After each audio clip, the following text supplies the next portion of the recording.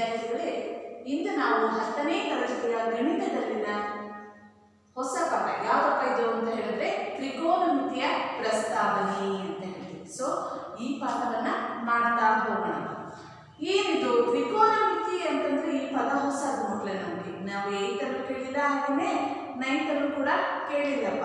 So ಏನಿದು ತ್ರಿಕೋನಮಿತಿ ಅಂತ ಹೇಳಿದ್ರೆ, ತ್ರಿಕೋನಮಿತಿ ಅಂತಂದ್ರೆ ಏನಪ್ಪಾ ಅಂತ ಹೇಳಿದ್ರೆ 3 ಕೋನಗಳ ಅಳತೆ. ಸೊ ಹಾಗಾದ್ರೆ ಇದನ್ನ ನಾವು ಇಂಗ್ಲಿಷ್ನಲ್ಲಿ ಏನಂತ ಕರಿತೀವಪ್ಪ ಅಂತ ಹೇಳಿದ್ರೆ ಟ್ರಿಗೊನೋಮೆಟ್ರಿ ಅಂತ ಕರಿತೀವಿ.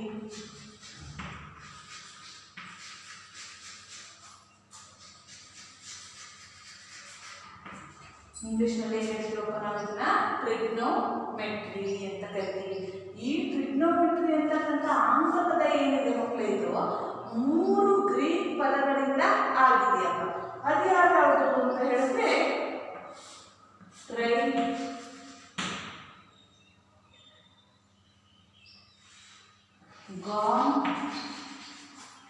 ಹಾಗೆಯೇ ಮೆಟ್ರಾನ್. ಟ್ರೈಗಾನ್, ಮೆಟ್ರಾನ್ ಅಂತಕ್ಕಂತಹ 3 ಪದಗಳಿಂದ ಆಗಿದೆ. ಈ 3 ಪದಗಳಿಂದಲೇ ಇವು ಗ್ರೀಕ್ನ ಶಬ್ದಗಳು ಅಂತ ಹೇಳ್ತೀವಪ್ಪ. ಅರ್ಥ ಆಗ್ತಿದೆ ಅಲ್ವಾ? ಸೊ ತ್ರಿಕೋನಮಿತಿಯನ್ನು ನಾವು ಹೇಳ್ತೀವಿ ಇಂಗ್ಲಿಷ್ನಲ್ಲಿ ಟ್ರಿಗ್ನೋಮೆಟ್ರಿ ಅಂತ ಕರಿತೀವಿ.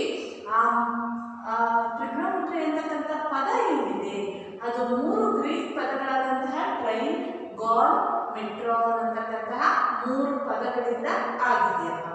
ಸೊ ಹಾಗಿದ್ರೆ ಟ್ರೈ ಅಂದ್ರೆ ಏನು? ನಮಗೆ 3,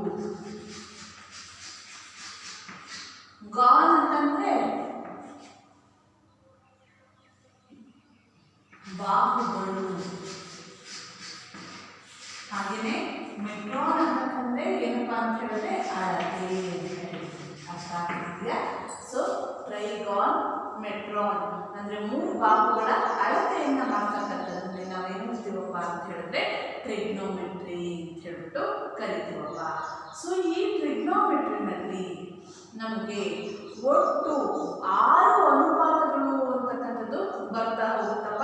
ಅದಕ್ಕಿಂತ ಮುಂಚೆ ಮಕ್ಕಳೇ ಈ ಟ್ರಿಗ್ನೋಮೆಟ್ರಿ ಅಂತಕ್ಕಂಥದ್ದು ಏನಿದೆ, ತ್ರಿಕೋನಮಿತಿ ಅಂತಕ್ಕಂಥದ್ದು ಏನಿದೆ, ಇದು ಒಂದು ಲಂಬಕೋನ ತ್ರಿಭುಜವನ್ನು ಆಧರಿಸಿ ಮಾಡಿರ್ತಕ್ಕಂಥದ್ದಾಗಿದೆ. ನೋಡಿ, ಈ ಒಂದು ಲಂಬಕೋನ ತ್ರಿಭುಜವನ್ನು ತಗೊಂಡು ಯಾವ ರೀತಿಯಾಗಿ ನಾವು 6 ಅನುಪಾತಗಳನ್ನ ಹೇಳ್ತಾ ಹೋಗ್ತೀವಿ ಅಂತಕ್ಕಂಥದ್ದನ್ನ ನೋಡ್ಬೋದು.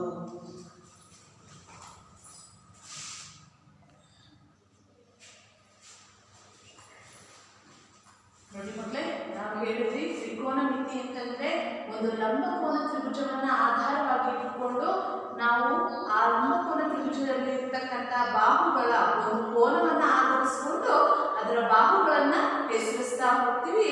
ಹಾಗೇನೆ ಅದಕ್ಕೆ 6 ಅನುಪಾತಗಳನ್ನ ನೀಡ್ತೀವಮ್ಮ. ಸೊ ಹಾಗಾದ್ರೆ ಅದ್ಯಾವ್ಯಾವುದು? ಫಾರ್ ಎಕ್ಸಾಂಪಲ್ ಈ ಬಿ ಅಂತಕ್ಕಂಥ ಕೋನ ಇದೆಯಲ್ಲ ಮಕ್ಕಳೇ, ಇದು 90 ಡಿಗ್ರಿ ಅಳತೆ ಇರತಕ್ಕಂತಹ ಒಂದು ಕೋನ. ತ್ರಿಭುಜ ABC ಒಂದು ಲಂಬಕೋನ ತ್ರಿಭುಜ. ಇಲ್ಲಿ ಕೋನ ಬಿ ಎಷ್ಟು ಡಿಗ್ರಿ ಇರುತ್ತೆ?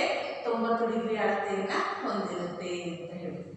ಸೊ ಅದೇ ರೀತಿಯಲ್ಲಿ ಕೋನ ಎ ಮತ್ತು ಕೋನ ಸಿ ಇವೆರಡರಲ್ಲಿ ಯಾವುದಾದ್ರೂ ಒಂದು ಕೋನವನ್ನ ತಗೊಳ್ಳೋದ ನಾವು. ಯಾವುದೋ ಕೋನ ಏನಾದ್ರೂ ತಗೋಬಹುದು ಅಥವಾ ಕೋನ ಸಿ ನಾದ್ರೂ ತಗೋಬಹುದು. ಕೋನ ಎನ್ನ ತಗೊಂಡಾಗ ನಮಗೆ 6 ಅನುಪಾತಗಳು ಇರ್ತವೆ ಅಂತ ಹೇಳೋದಪ್ಪ ನಾವು. ಹಾಗಾದ್ರೆ ಆ ಅನುಪಾತಗಳು ಯಾವ್ಯಾವುದು ಅಂತ ಹೇಳ್ಬಿಟ್ಟು ತಿಳ್ಕೊಳ್ಳೋಣ. ಯಾವ್ಯಾವ್ದು ಅನುಪಾತ ಬರುತ್ತೆ? ಸೈನ್, ಕಾಸ್, ಟ್ಯಾನ್, ಕೊಸೆಕೆಂಟ್, ಸೆಕೆಂಟ್ ಮತ್ತೆ ಕಾಟ್ ಅಂತಕ್ಕಂತಹ 6 ಅನುಪಾತಗಳು ಬರ್ತಾ ಹೋಗುತ್ತೆ. ಸರಿ, ಹಾಗಿದ್ರೆ ಈ 6 ಅನುಪಾತಗಳಿಗೆ ಒಂದು ಕೋನದ ಅವಶ್ಯಕತೆ ಇದೆ ಮಕ್ಕಳು. ನಮಗೆ ತಗೋಬೇಕಾಗಿರೋದು ಬರೀ ಎ ಅಥವಾ ಸಿ ಕೋನ ಅಷ್ಟೇ. ಯಾಕೆ? ಇವೆರಡು ಎಂಥ ಕೋನಗಳಾಗಿದ್ದಾವೆ? ಲಘು ಕೋನಗಳಾಗಿದ್ದಾವೆ. ಹಾಗಾಗಿ ನಾವು ಕೋನ ಎ ಅನ್ನು ತಗೋಬೇಕು ಅಥವಾ ಕೋನ ಸಿ ಅನ್ನ ತಗೋಬೇಕಾಗುತ್ತೆ. ಸೊ ಹಾಗಾದ್ರೆ ಮೊದಲಿಗೆ sine A is equal to A ಕೋನವನ್ನೇ ತಗೊಂಡಿದೆ ಮಕ್ಕಳೇ. Sine A is equal to ಏನಾಗುತ್ತೆ? ಯಾವ ಕೋನಕ್ಕೆ ಅಭಿಮುಖವಾಗಿರ್ತಕ್ಕಂತಹ ಬಾಹುವನ್ನು ನಾವು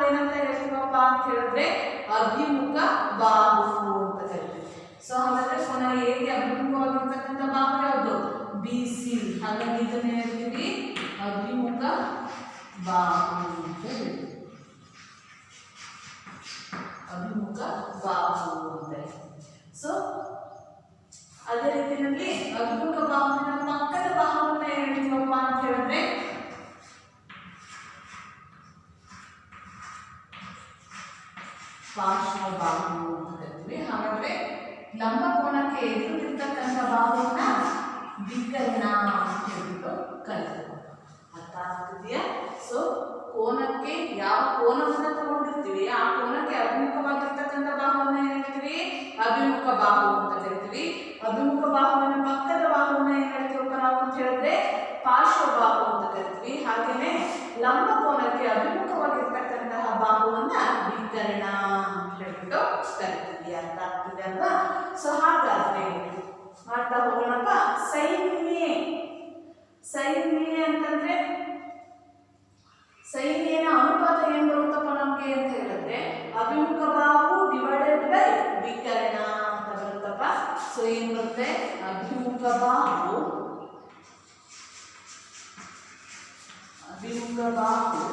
ಡಿವೈಡೆಡ್ ಬೈ ವಿಕರ್ಣ. ಅರ್ಥ ಆಗ್ತಿದೆಯಾ? ಇಸ್ ಈಕ್ವಲ್ ಟು ಅಭಿಮುಖ ಬಾಹು ಯಾವುದಿಲ್ಲಿ? BC ಡಿವೈಡೆಡ್ ಬೈ AC ಅಂತ ಬರ್ತೀವಪ್ಪ. ಅರ್ಥ ಆಯ್ತಾ? ಸೊ ಅಭಿಮುಖ ಬಾಹು ಡಿವೈಡೆಡ್ ಬೈ ವಿಕರ್ಣ. ಅದೇ ರೀತಿ cos A ಗೆ ಬರುತ್ತೆ ನಮಗೆ. cos A ಗೆ ಏನು ಬರುತ್ತಪ್ಪ ಅನುಪಾತ ಅಂತ ಹೇಳಿದ್ರೆ ಪಾರ್ಶ್ವಬಾಹು ಡಿವೈಡೆಡ್ ಬೈ ವಿಕರ್ಣ ಅಂತ ಬರುತ್ತೆ. ಸೊ ಏನು ಬರುತ್ತೆ? ಪಾರ್ಶ್ವಬಾಹು ಡಿವೈಡೆಡ್ ಬೈ ವಿಕರ್ಣ. ಅರ್ಥ ಆಗ್ತದೆ ಅಲ್ವಾ? ಸೊ ಪಾರ್ಶ್ವಬಾಹು ಅಂತಂದ್ರೆ AB ಡಿವೈಡೆಡ್ ಬೈ AC ಅಂತ ಬರೀತೀವಪ್ಪ. ಅರ್ಥ ಆಗ್ತದೆ ಅಲ್ವಾ? ಸೊ ನೆಕ್ಸ್ಟ್ ನಮ್ಗೆ ಏನು ಬರುತ್ತೆ ಅಂತ ಹೇಳಿದ್ರೆ tan A is equal to tan A is ಏನು ಬರುತ್ತೆ? ಸೊ ಅಭಿಮುಖ ಬಾಹು ಡಿವೈಡೆಡ್ ಬೈ ಪಾರ್ಶ್ವಬಾಹು ಅಂತ ಹೇಳ್ತೀವಿ. tan A ಗೆ ಏನು ಬರುತ್ತೆ ಅನುಪಾತ? ಅಭಿಮುಖ ಬಾಹು ಡಿವೈಡೆಡ್ ಬೈ ಪಾರ್ಶ್ವಬಾಹು ಅಂತ ಹೇಳ್ತೀವಪ್ಪ. ಸೊ ಬರೆಯೋಣ ಅದನ್ನ.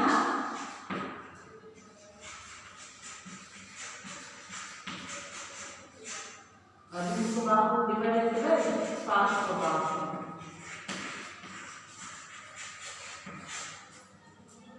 ಅಭಿಮುಖ ಬಾಹು ಅಂತಂದ್ರೆ ಯಾವ್ದಿದೆ? BC ಡಿವೈಡೆಡ್ ಬೈ ಪಾರ್ಶ್ವಬಾಹು ಅಂದ್ರೆ AB. ಹೌದಾ? BC ಡಿವೈಡೆಡ್ ಬೈ AB ಅಂತ ತಗೊಳ್ತೀವಪ್ಪ. ನೆಕ್ಸ್ಟ್ ಕೊಸೆಕೆಂಟ್ A ಅಂತ ಕರಿತೀವಿ ಇದನ್ನ. ಕೊಸೆಕ್ A ಏನ್ ಬರುತ್ತೆ? ಸೈನ್ಯನ ರೆಸಿಪ್ರೋಕಲ್. ಅಂತಂದ್ರೆ ಸೈನ್ಯನ ವಿಲೋಮ ಅಂತ ಹೇಳ್ತೀವಪ್ಪ. ಸೈನ್ಯನ ವಿಲೋಮ ಅಂತಂದ್ರೆ ಏನ್ ಬರುತ್ತೆ? ಸೈನ್ಯ ಏನಿದೆ ಮಕ್ಕಳ ನಮ್ಗೆ ಅಭಿಮುಖ ಬಾಹು ಡಿವೈಡೆಡ್ ಬೈ ವಿಕರ್ಣ ಅಂತಿದೆ. ಅದೇ ಕೊಸೆಕೆಂಟ್ A ಅಂತಂದ್ರೆ ವಿಕರ್ಣ ಡಿವೈಡೆಡ್ ಬೈ ಅಭಿಮುಖ ಬಾಹು ಅಂತ ಬರೀತೀವಿ ಅಷ್ಟೇ. ಸೊ ವಿಕರ್ಣ ಡಿವೈಡೆಡ್ ಬೈ ಅಭಿಮುಖ ಬಾಹು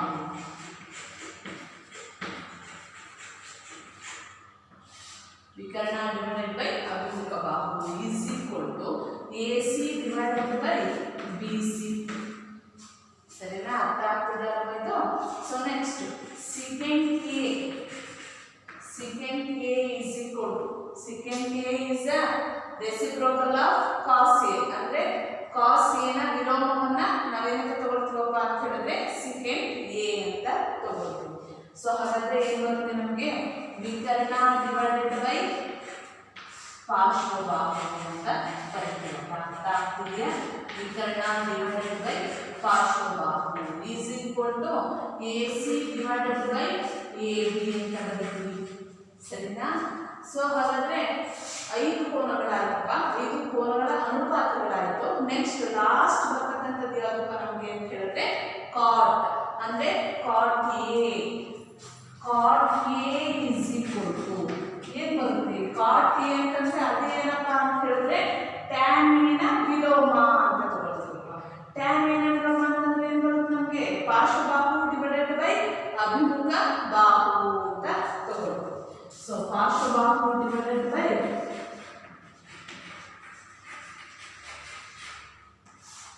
ಅಭಿಮುಖ ಬಾಹು is equal to ಪಾರ್ಶ್ವಬಾಹು ಅಂದ್ರೆ ಏನಿದೆ? AB divided by BC. ಅರ್ಥ ಆಯ್ತಾ? ಸೊ ಹಾಗಾದ್ರೆ ನಮ್ಗೆ 6 ಅನುಪಾತಗಳನ್ನ ನೋಡಿ ಇವನ್ನ ಹೇಗೆ ತಗೊಂಡಾಗ ಅನುಪಾತವನ್ನ ಯಾವ ರೀತಿ ಬಂತು ನಮಗೆ sin A is equal to ಅಭಿಮುಖ ಬಾಹು divided by ಪಾರ್ಶ್ವ ಬಾಹು, cos A is equal to ಪಾರ್ಶ್ವ ಬಾಹು sin A is equal to ಅಭಿಮುಖ ಬಾಹು divided by ವಿಕರ್ಣ ಅಂತ ಹೇಳ್ತೀವಪ್ಪ. ಅದೇ ರೀತಿ cos A ನ ಪಾರ್ಶ್ವ ಬಾಹು divided by ವಿಕರ್ಣ ಅಂತ ಬರೀತೀವಿ. ಹಾಗೆ tan A ನ ಹೇಳ್ತೀವಿ ಅಭಿಮುಖ ಬಾಹು divided by ಪಾರ್ಶ್ವ ಬಾಹು ಅಂತ ಹೇಳ್ತೀವಿ. ಅದೇ ರೀತಿ cosecant A is equal to ವಿಕರ್ಣ divided by ಅಭಿಮುಖ ಬಾಹು, secant A is equal to ವಿಕರ್ಣ divided by ಪಾರ್ಶ್ವ ಬಾಹು ಅಂತ ಹೇಳ್ತೀವಿ. ಹಾಗೆ ಕೊನೆಯದಾಗಿ cot A is equal to ಪಾರ್ಶ್ವ ಬಾಹು divided by ಅಭಿಮುಖ ಬಾಹು ಅಂತ ಹೇಳ್ಬಿಟ್ಟು ಬರೀತೀವಪ್ಪ. ಈ 6 ಅನುಪಾತಗಳೇನಿದ್ದಾವೆ ಇವು ತುಂಬಾನೇ ಇಂಪಾರ್ಟೆಂಟ್. ಈ ಇಡೀ ತ್ರಿಕೋನಮಿತಿ ಅಂತಕ್ಕಂಥದ್ದು ಒಳಗೊಂಡಿರೋದೇ ಈ 6 ಅನುಪಾತಗಳ ಮೇಲೆ, ಹೌದಾ? ಸೊ ಹಾಗಾದ್ರೆ ಈ 6 ಅನುಪಾತಗಳನ್ನು ನೀವು ಚೆನ್ನಾಗಿ ಕಲಿತೀರಿ ಅಂತ ಅಂದ್ಕೊಂಡಿದ್ದೀನಿ.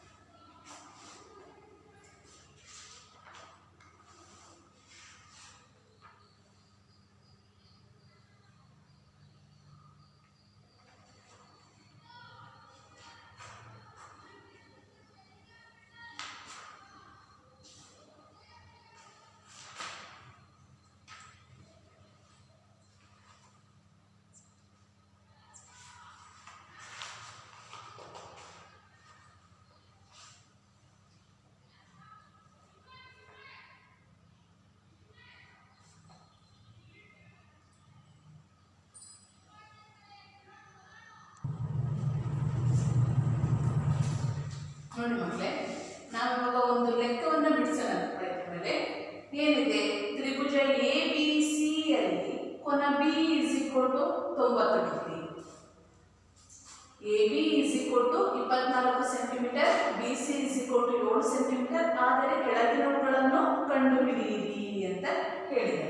ಸೊ ಏನು ಮೊದಲನೇದು ಏನಿದೆಯಪ್ಪ ಅಂತ ಹೇಳಿದ್ರೆ sin A, cos A. ಎರಡನೇದಾಗಿ sin C, cos C. ಇವುಗಳ ಬೆಲೆಗಳನ್ನ ಕಂಡುಹಿಡಿಯಬೇಕಂತವ ನಾವು.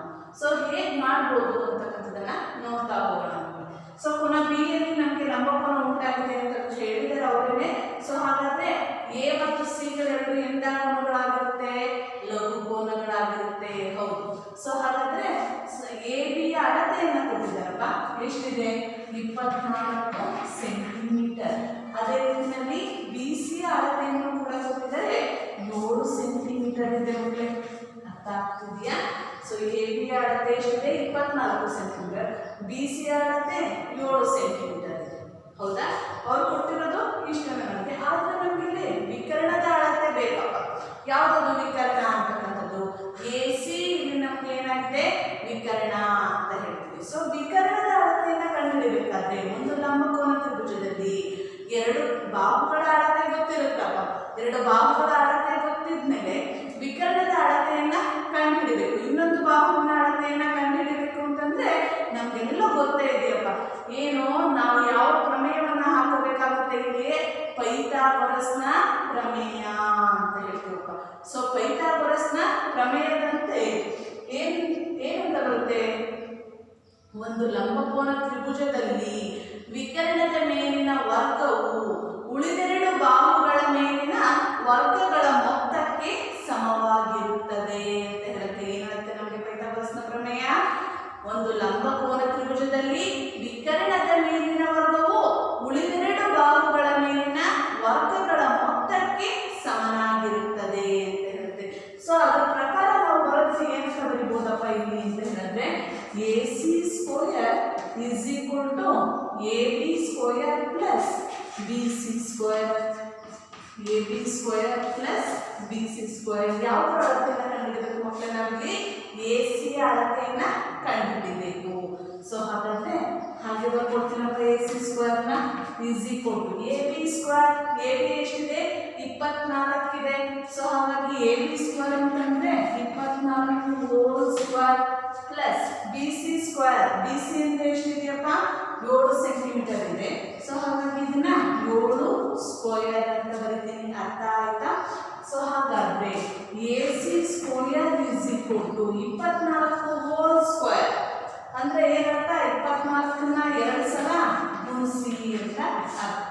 4 4 14 6 1 4 2 8 1 9 2 4 8 2 2 4 6 17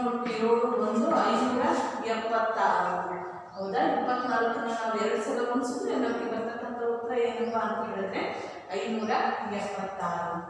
ಸೊ 576 ಪ್ಲಸ್ 7 ಸ್ಕ್ವೇರ್. 7 ಸ್ಕ್ವೇರ್ ಅಂತಂದ್ರೆ 7 7 49. ಸೊ ಅದನ್ನು ಕೂಡ ಬರೆಯೋಣಪ್ಪ. ನೆಕ್ಸ್ಟ್ ನೋಡಿ A C square is equal to 576ಕ್ಕೆ ನಾವೇನು ಮಾಡಬೇಕು ಇವಾಗ ಅಂತ ಹೇಳಿದ್ರೆ 49ನ್ನ ಸೇರಿಸ್ಬೇಕು. ಹೌದಾ?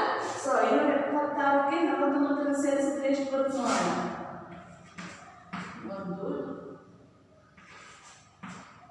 625. ಹೌದಾ? ಸೊ 625 ಅಂತಕ್ಕಂಥದ್ದು ಸಿಗುತ್ತಪ್ಪ. ಸರಿ, ಹಾಗಿದ್ರೆ ಇವಾಗ ನಾವು ಎ ಸಿಯ ಅಳತೆಯನ್ನ ಕಂಡುಹಿಡಿಯಬೇಕು ಮಕ್ಕಳು. ಹೇಗೆ? A C is equal to square number ಕಳಿಸಿದ್ರೆ ಏನಾಗುತ್ತದು ಸ್ಕ್ವೇರ್ ರೂಟ್ ಆಫ್ 625 ಅಂತ ಹೇಳಿ. So A C is equal to 625 ವರ್ಗಮೂಲ ಅಂತಂದ್ರೆ ಎಷ್ಟು? 25. So 25 centimetre. ವಿತರಣದ ಅಳತೆ ಸಿಗುತ್ತಲ್ವ ನಮಗೆ? ಎಷ್ಟು ಬಂದಿದೆ? 25 ಸೆಂಟಿಮೀಟರ್ ಅಂತಕ್ಕಂಥದ್ದು ತಿಳಿಯುತ್ತಪ್ಪ ಇದರಿಂದ. ಸೊ ಬರೋಬಿಡೋಣ ಅದನ್ನು 25 ಸೆಂಟಿಮೀಟರ್. ಸರಿನಾ? ಸೊ ಹಾಗಾದ್ರೆ ಮುಂದಕ್ಕೆ ನಾವು ಇವಾಗ ಲೆಕ್ಕವನ್ನು ಬಿಡಿಸ್ಕೊಳ್ತಾ ಹೋಗೋಣ. ಫಸ್ಟ್ ಒನ್ ಏನಿದೆ? Sine A cos A. ಹೌದಾ? ಸೈನ್ ಎನ ಬೆಲೆಯನ್ನ ಕಂಡುಹಿಡಿಯಬೇಕು ಮಕ್ಕಳ. ನಾವು ಸೈನ್ ಎ ಎಷ್ಟು ಬರುತ್ತೆ ಅಂತಕ್ಕಂಥದ್ದನ್ನ ನೋಡ್ಬೇಕು. ಸೈನ್ ಎ ಅಂತಂದ್ರೆ ಏನು? ನಮಗೆ ಏನಿತ್ತು ಅನುಪಾತ? ಅಭಿಮುಖ ಬಾಹು ಡಿವೈಡೆಡ್ ಬೈ ವಿಕರ್ಣ ಅಂತ ಹೇಳ್ತೀವಿ. ಸೊ ಅಭಿಮುಖ ಬಾಹು ಡಿವೈಡೆಡ್ ಬೈ ವಿಕರ್ಣ ಅಂತಂದಾಗ ಸೈನ್ ಎ ಕೋನ ಎ ಇದೆ. ಸೊ ಎಗೆ ಅಭಿಮುಖವಾದಂಥ ಬಾಹುವನ್ನು ನಾವೇನು ತಗೊಳ್ತೀವಿ? ಅಭಿಮುಖ ಬಾಹು ಅಂತ ಹೇಳ್ಬಿಟ್ಟು ತಗೊಳ್ತೀವಪ್ಪ. ಸೊ ಹಾಗಿದ್ರೆ ಬಿ ಸಿ ಡಿವೈಡೆಡ್ ಬೈ ವಿಕರ್ಣ A C. So this is equal to B C ಅಂತಂದ್ರೆ 7 divided by 25.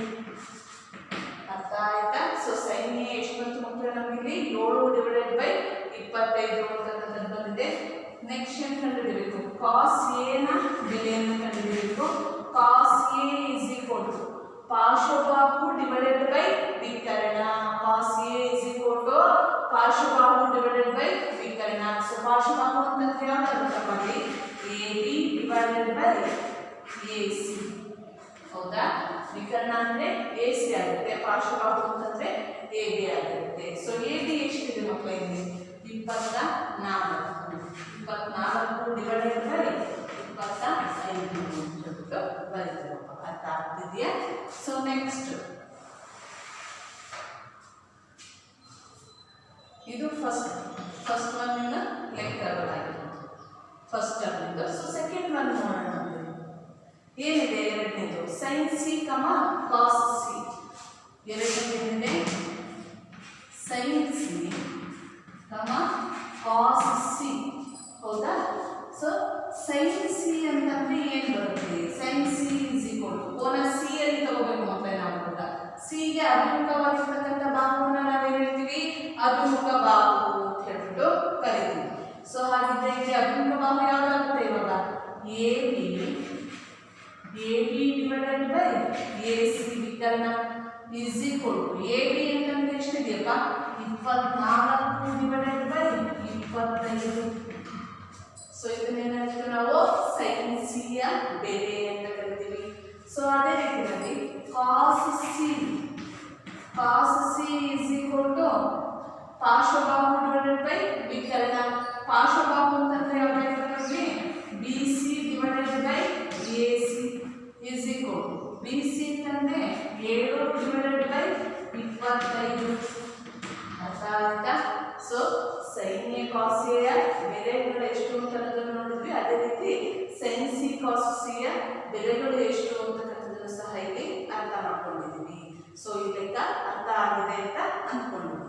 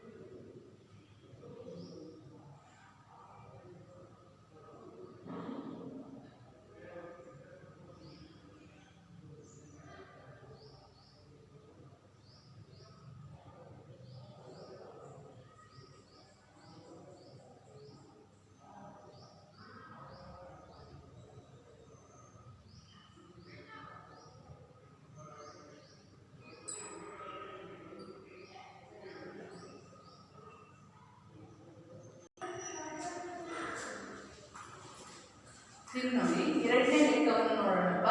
Cot theta is equal to 7/8 ಆದರೆ 1 plus sine theta into 1 minus sine theta divided by 1 plus cos theta into 1 minus cos theta. ಹಾಗೆ ಎರಡನೇದಾಗಿ ಬಂದಂತೆ cot square ಥೀಟಾದ ಬೆಲೆಯನ್ನ ಕಂಡುಹಿಡಿಯಿರಿ ಅಂತ ಹೇಳಿದ್ದಾರೆ.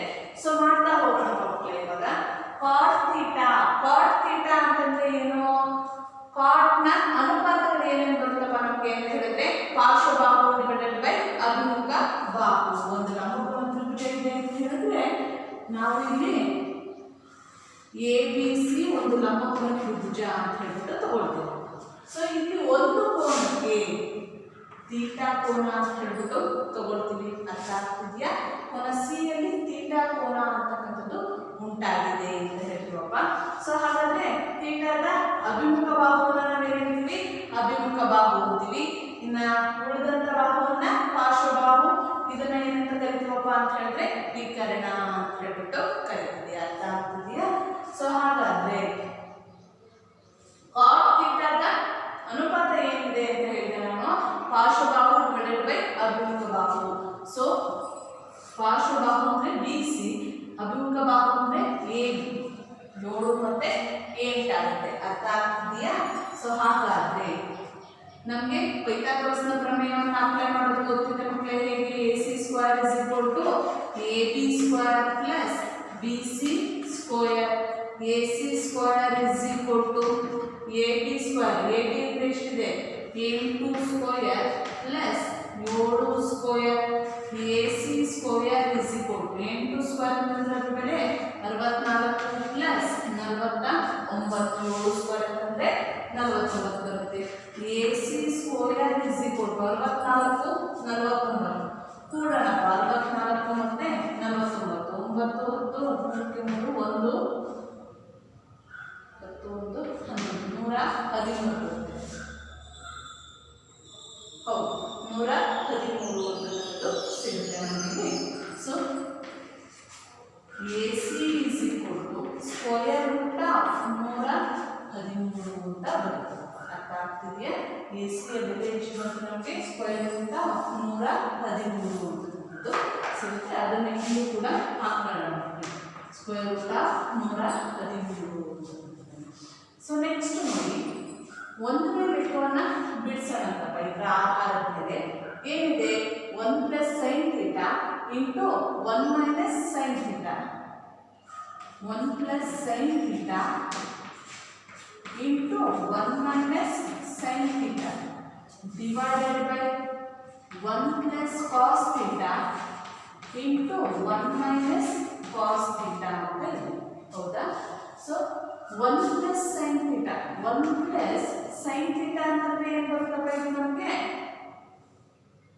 Sign theta ಅಂತಂದ್ರೆ ಅಭಿಮುಖ ಬಾಹು ಡಿವೈಡೆಡ್ ಬೈ ವಿಕರ್ಣ. ಅಭಿಮುಖ ಬಾಹು ಅಂದ್ರೆ ಎಷ್ಟಿದೆ? 8 ಡಿವೈಡೆಡ್ ಬೈ ಸ್ಕ್ವೇರ್ ರೂಟ್ 113 ಅಂತ ಬರ್ಕೊಳ್ತೀವಿ. ಇಂಟು 1 ಮೈನಸ್ ಸೈನ್ ಥೀಟಾ ಅಂತ ಗೊತ್ತಿದೆ ಎಷ್ಟು? 8 ಡಿವೈಡೆಡ್ ಬೈ ಸ್ಕ್ವೇರ್ ರೂಟ್ 113. ಸರಿನಾ? ಸೊ ಅದೇ ರೀತಿಯಲ್ಲಿ divided by 1 plus cos theta. 1 plus cos theta ಅಂದ್ರೆ ಪಾರ್ಶ್ವಬಾಹು ಡಿವೈಡೆಡ್ ಬೈ ವಿಕರ್ಣ ಅಂತ ಹೇಳ್ತೀವಪ್ಪ. ಸೊ ಪಾರ್ಶ್ವಬಾಹು ಯಾವ್ದಲ್ಲಿ? 7 divided by square root 113 into 1 minus 7 divided by square root 113 ಅಂತ ಬರುತ್ತೆ. ಅರ್ಥ ಆಗ್ತಿದೆ ಅಲ್ವಾ? ಸೊ ನೋಡಿ ಮಕ್ಕಳಿಗೆ, ಈಗ ಇದು ಯಾವ ಫಾರ್ಮಿಗೆ ಬಂತು ನಮಗೆ?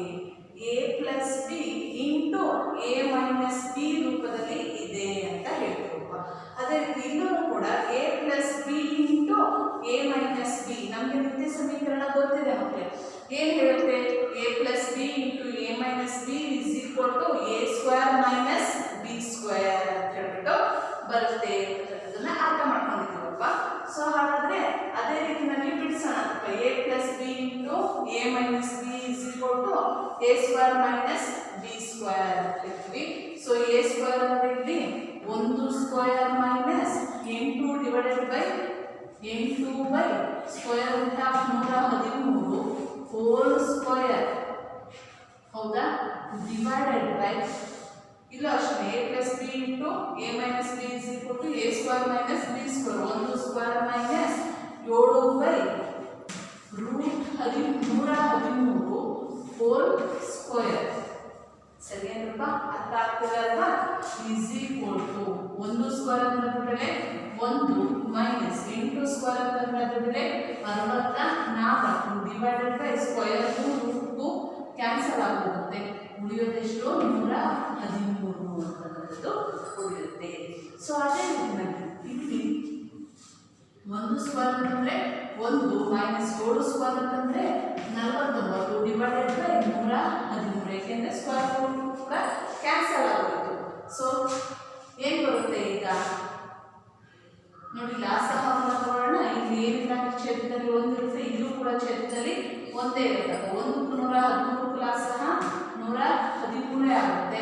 ಸೊ ನಮ್ಗೆ ಇಲ್ಲಿ ಬರೋದೇನು? 113 ಮೈನಸ್ 64 ಡಿವೈಡೆಡ್ ಬೈ ಇಲ್ಲೂ ಅಷ್ಟೇ 113 ಲಾಸಹ 113 ಮೈನಸ್ 49 ತಗೊಳ್ತೀವಿ. 113 ಎರಡರಲ್ಲೂ ಕೂಡ ಛೇದದಲ್ಲಿದ್ದಾವೆ. ಅವು ಕೂಡ ಏನಾಗುತ್ತೆ? ಕ್ಯಾನ್ಸಲ್ ಆಗುತ್ತೆ. ಸೊ ನೆಕ್ಸ್ಟ್ ಹಾಗೆ 113 ಮೈನಸ್ 64. 113ರಲ್ಲಿ ನಾವು 64 ಕಲಿಯೋಣ. 113ರಲ್ಲಿ 64 ಕಲಿಯೋಣ. ಎಷ್ಟು ಬರುತ್ತೆ? 9 4 49 ಬರುತ್ತೆ. ಅರ್ಥ ಮಾಡ್ಕೊಳ್ಳಿ. ಎಷ್ಟು ಬರುತ್ತೆ? 49 ಡಿವೈಡೆಡ್ ಬೈ 113ರಲ್ಲಿ 49 ಕಳೆದ್ರೆ ನಮಗೆ ಸಿಗ್ತಕ್ಕಂಥದ್ದು 64 ಅಂತಕ್ಕಂಥದ್ದು ಆಗಿದೆ. ಅರ್ಥ ಆಯ್ತಾ? ಎಷ್ಟು? ಸೊ ಎಷ್ಟು ಬಂತು ನಮಗೆ? 49 ಡಿವೈಡೆಡ್ ಬೈ 64 ಅಂತಕ್ಕಂಥದ್ದು ಯಾವುದನ್ನ?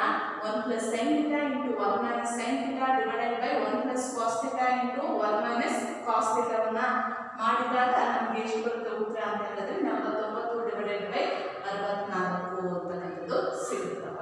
ಸೊ ಹಾಗಾದ್ರೆ ನೆಕ್ಸ್ಟ್ ನಮಗೆ ಎರಡನೇದಾಗಿ ಏನಿದೆ? ಕಾಟ್ ಸ್ಕ್ವೇರ್ ಥೀಟಾ ಅಂತ ಹೇಳಿದೆ. ಕಾಟ್ ಸ್ಕ್ವೇರ್ ಥೀಟಾ, ಕಾಟ್ ಥೀಟಾದ ಬೆಲೆಯನ್ನು ಅವರೇ ಕೊಟ್ಟಿದ್ದಾರಪ್ಪ. ಎಷ್ಟಿದೆ? 7 ಡಿವೈಡೆಡ್ ಬೈ 8 ಅಂತಿದೆ. ಸೊ ಅದನ್ನ ಇಲ್ಲಿ ಬಳಸ್ಕೊಳ್ಳೋಣ. 7 ಡಿವೈಡೆಡ್ ಬೈ 8 ಹೋಲ್ ಸ್ಕ್ವೇರ್ ಅಷ್ಟೇ ಮಕ್ಕಳೇ.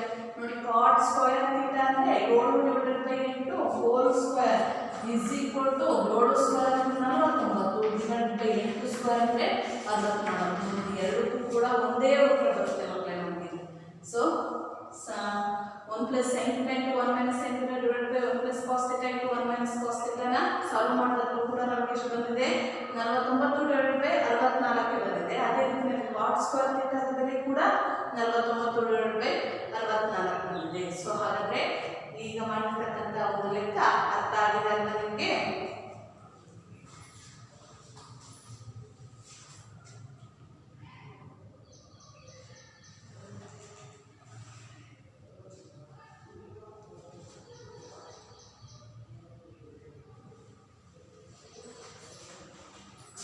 ಹಾಗಾದ್ರೆ ಮಕ್ಕಳೇ ನಾವು ಇವತ್ತಿನ ತರಗತಿಯಲ್ಲಿ ಏನೇನನ್ನ ತಿಳ್ಕೊಂಡ್ವಪ್ಪ ಅಂತ ಹೇಳಿದ್ರೆ ತ್ರಿಕೋನಮಿತಿ ಅಂದ್ರೆ ಏನು ಅನ್ನೋದನ್ನ ಅರ್ಥ ಮಾಡ್ಕೊಂಡ್ವಿ. ಹಾಗೆಯೇ ತ್ರಿಕೋನಮಿತಿಯ ಅನುಪಾತಗಳು ಯಾವ್ಯಾವುದು ಅನ್ನೋದನ್ನ ಅರ್ಥ ಮಾಡ್ಕೊಂಡಿದ್ದೀವಿ.